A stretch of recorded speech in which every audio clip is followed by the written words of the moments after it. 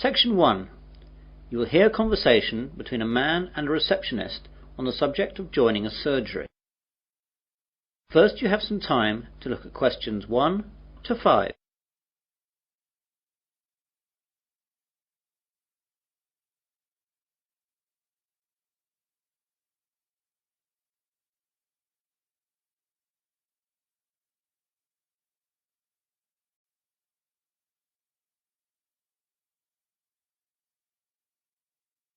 You will see that there is an example. This time only, the conversation relating to this will be played first. Hello, I've just moved to Melbourne for a new job and I've been advised to register with a new doctor for my family and myself. I think that this surgery is the nearest one to where I live. What's the name of the road that you live in, sir?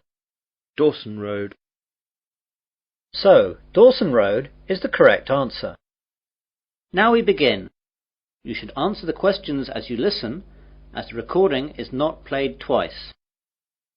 Listen carefully to the conversation and answer questions 1 to 5. Hello, I've just moved to Melbourne for a new job and I've been advised to register with a new doctor for my family and myself. I think that this surgery is the nearest one to where I live. What's the name of the road that you live in, sir? Dawson Road. Yes, that's in our area. Would you like to register with us now? Yes, please. Right, I'll just have to take some details. First of all, could you give me your name? It's Mike Jacobs. Jacobs. And your family? My wife's name is Janet and I have one little boy whose name is Rod. Ron? No, Rod. R-O-D.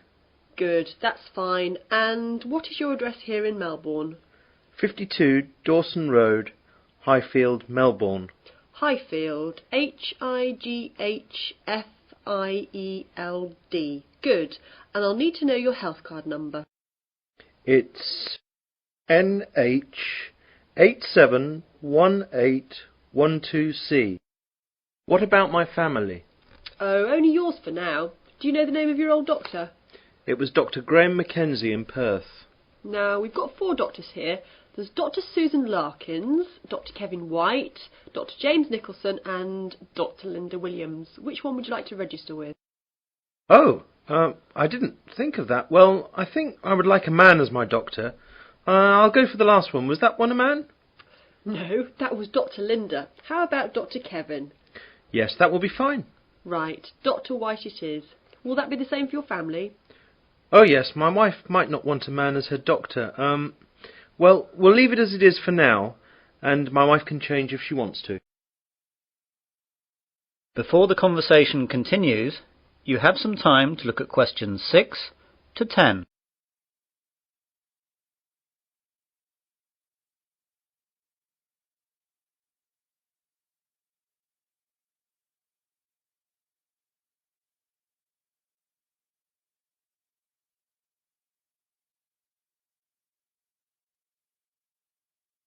Now listen carefully and answer questions 6 to 10. I'd like to make an appointment now for my wife. She wants to come in at the end of the week. How about this Friday morning? That's Friday the 21st. I don't think she can make the morning. Any openings in the afternoon? There are appointments available at 2, 2:30 and 3:30. We'll take the first one, please. OK, that's done. Oh, and what shall my wife do if she wants to switch doctor? She can just give us a call here. Do you want to take the number down? Yes, please. It's 72539829. Can you give me your name, please?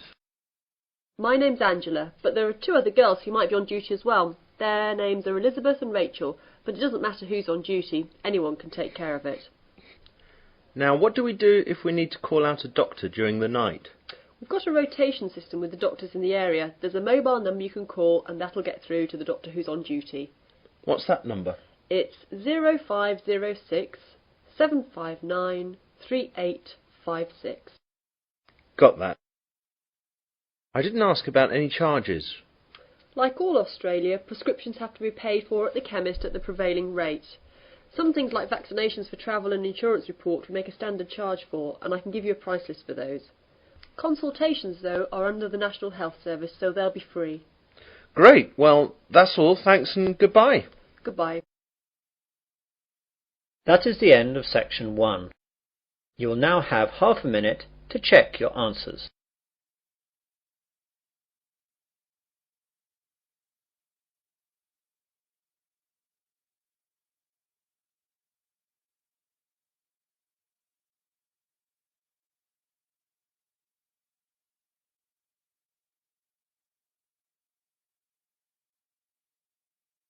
Now turn to section 2.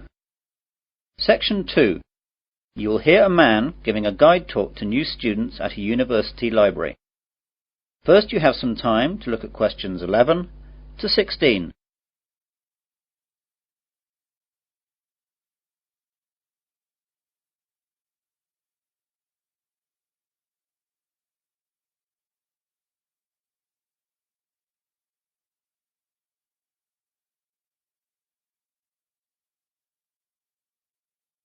Now listen carefully to the guide talk and answer questions 11 to 16.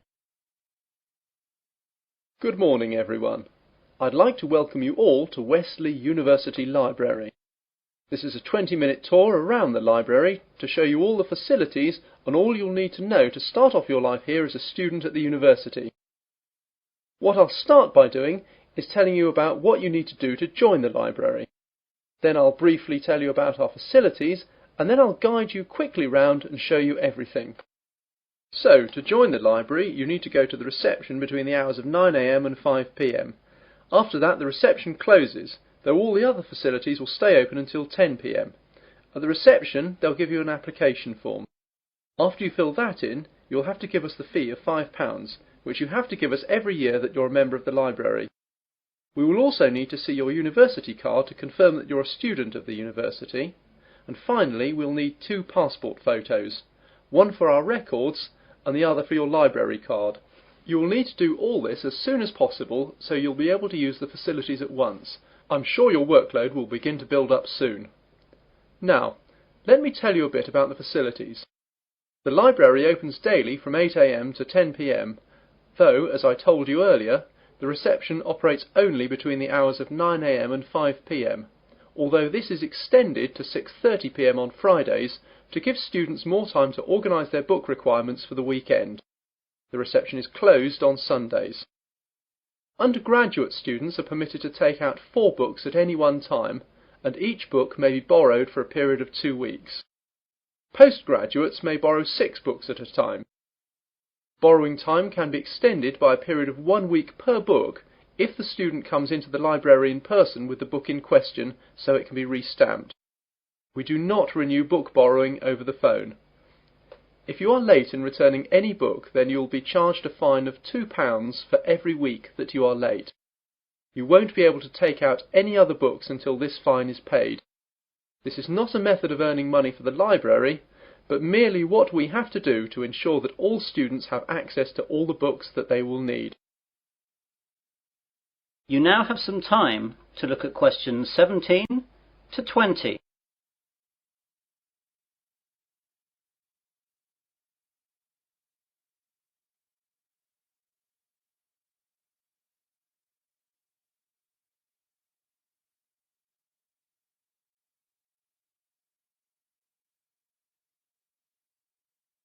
Now listen to the rest of the guide talk and answer questions 17 to 20.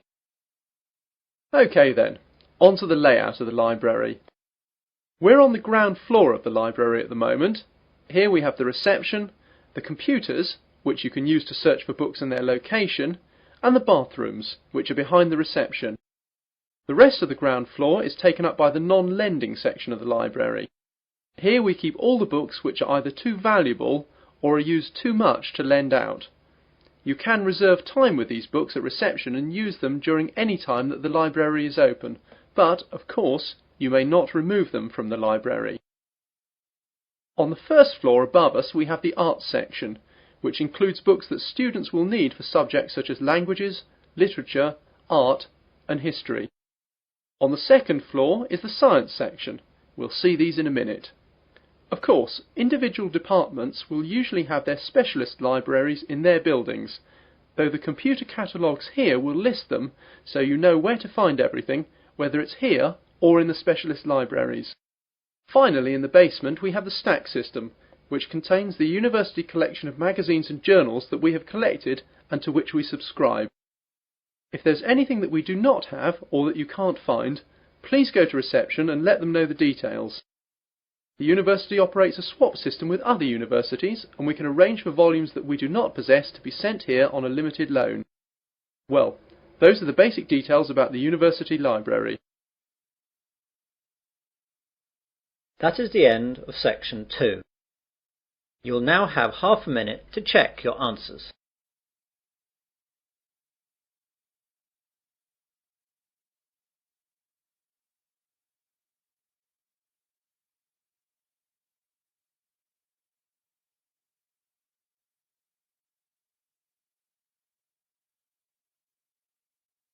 Now turn to section 3. Section 3. You will hear a tutor and 3 students discussing their work.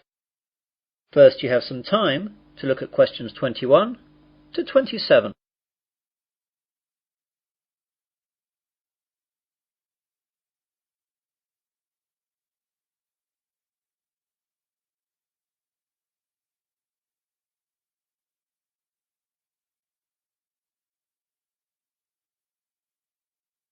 Now listen carefully and answer questions 21 to 27.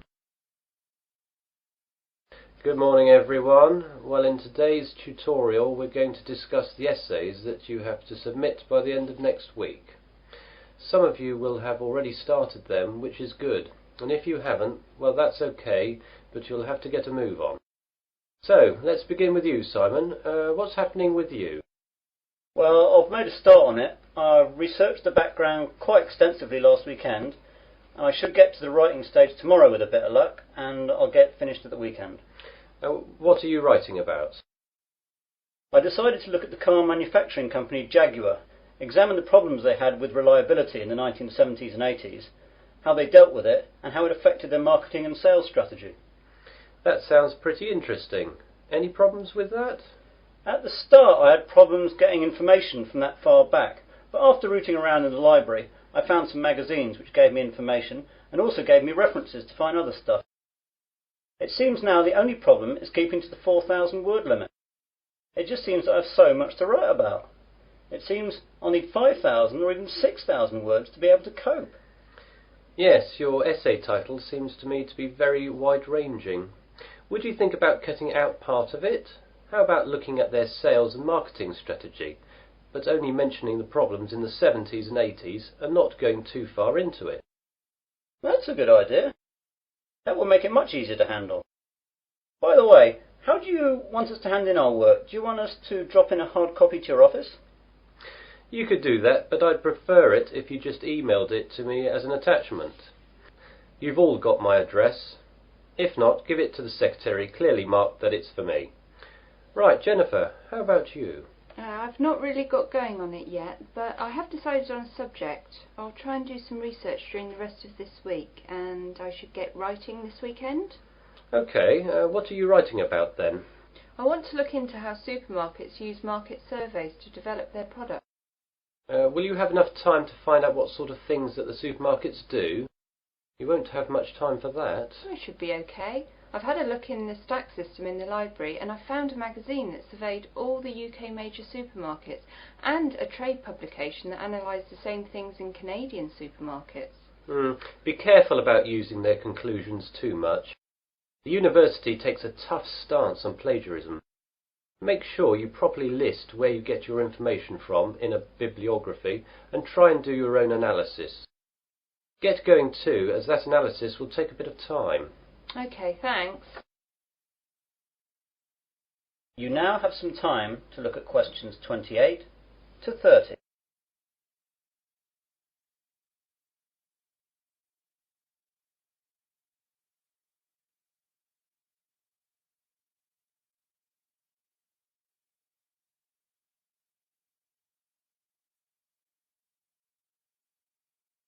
Now listen to the rest of the discussion and answer questions 28 to 30.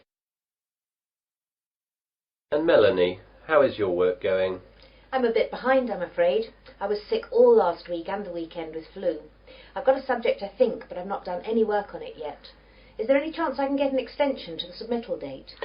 The policy of the department is not to give any extensions unless there are extenuating circumstances. Do you have a doctor's certificate or anything? I went to the doctor's, but I didn't get a note as I didn't realise I would need it. The doctor will have a record of me, though, as I got a prescription. I'll go back and get one. Yes, do. If you get one, then there shouldn't be a problem getting an extension. Without it, though, you'll be in trouble. What subject are you considering, anyway? I thought I'd do an overview of the UK mortgage interest rates and their effect on housing sales trends over the last 10 years. I thought it might be of interest because of the huge increases of house prices over the last decade. Certainly an interesting subject, and it should be no great problem getting information, as this has been fairly well documented. It's a lot of work again, though, and you'll really need to get cracking on it, even with the extension, if you get one. Well, I've not got much on for the rest of the week, and I've set aside the weekend to really get to grips with it. Good. Now, is there anything else? That is the end of section 3. You will now have half a minute to check your answers.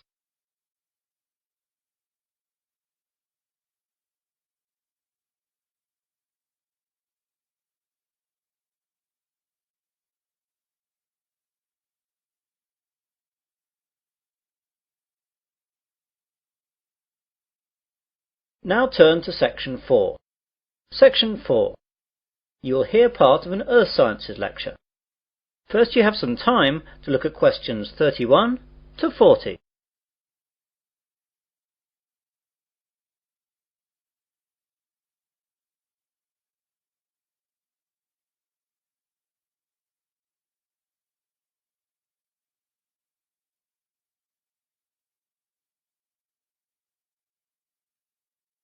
Now listen carefully and answer questions 31 to 40. Good afternoon and welcome to this Earth Sciences lecture. Today we're going to look at tidal waves, or more correctly, tsunami. Deep below the ocean's surface, tectonic plates collide, and every once in a while these forces produce an earthquake. The energy of such submarine earthquakes can produce tidal waves which radiate out in all directions from the epicenter of the quake, moving at speeds of up to 500 miles per hour. When these waves reach shore, they can cause enormous destruction and loss of life. Tidal waves are actually misnamed. They are not caused by tides. A more accurate word for them is the Japanese name tsunami, which means harbour wave. They are also sometimes called seismic sea waves, since they can be caused by seismic disturbances such as submarine quakes. However, that name is not really accurate either, since tsunami can also be caused by landslides, volcanic eruptions, nuclear explosions, and even impacts of objects from outer space, such as meteorites, asteroids, and comets. Earthquakes, though, are the largest cause of tsunami. Tectonic plates cover the world's surface, and their movement can be detected anywhere in the world. Some areas of the world are more prone to greater movement, and it is in these places that the largest waves can occur. Large vertical movements of the Earth's crust occur at plate boundaries, which are known as faults. The Pacific Ocean's denser oceanic plates are often known to slip under continental plates in a process known as subduction. And subduction earthquakes are the most effective in generating tsunamis. A tsunami can be generated by any disturbance that displaces a large water mass from its equilibrium position. In the case of earthquake-generated tsunamis, the water column is disturbed by the uplift or subsidence of the sea floor. Submarine landslides, which often accompany large earthquakes, as well as collapses of volcanic edifices, can also disturb the overlying water column as sediment and rocks slump down, and are redistributed across the sea floor. Violent submarine volcanic eruptions can create an impulsive force that uplifts the water column and generates a tsunami.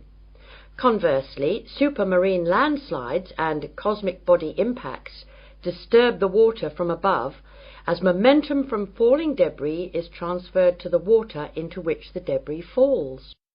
Generally speaking, tsunamis generated from these mechanisms, unlike the devastating Pacific-wide tsunamis caused by earthquakes, dissipate quickly and rarely affect coastlines distant from the source area.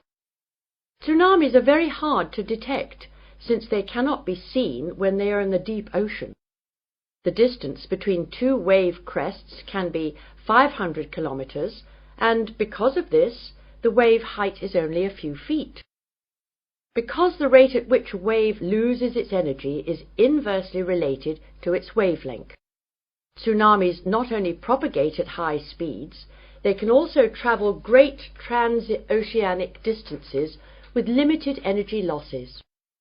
As the tsunami reaches shallow water, however, its speed decreases, but the energy it contains remains about the same. Instead of travelling fast, the wave rises high.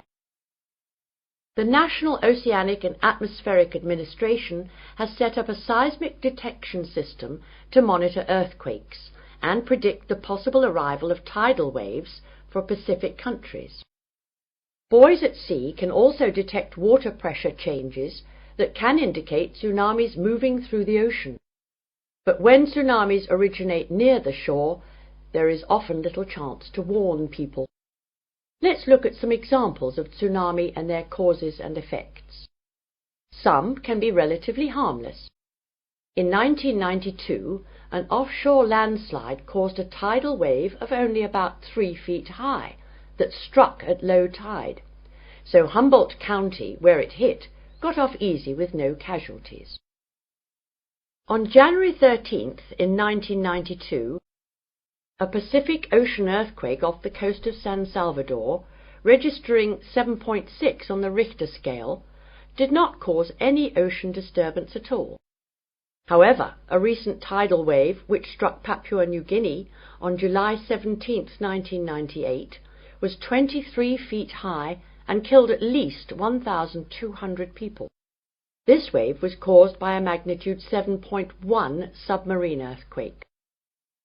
On July 17, 1998, a Papua New Guinea tsunami killed roughly 3,000 people. A huge underwater volcanic eruption 15 miles offshore was followed within 10 minutes by a wave some 40 feet tall. The villages of Arop and Warapu were destroyed. One of the worst tsunami disasters engulfed whole villages along Sanriku, Japan, in 1896. An underwater earthquake induced a wave of 35 feet, drowning some 26,000 people. Finally, about 8,000 years ago, a massive undersea landslide off the coast of Norway sent a 30-foot wall of water barreling into the uninhabited north coast of Europe. If this were to recur today, as scientists say it could, almost anywhere in the world, it would cost billions, if not tens of billions of dollars, to repair the damage to coastal cities and kill tens of thousands of people. That is the end of section 4. You will now have half a minute to check your answers.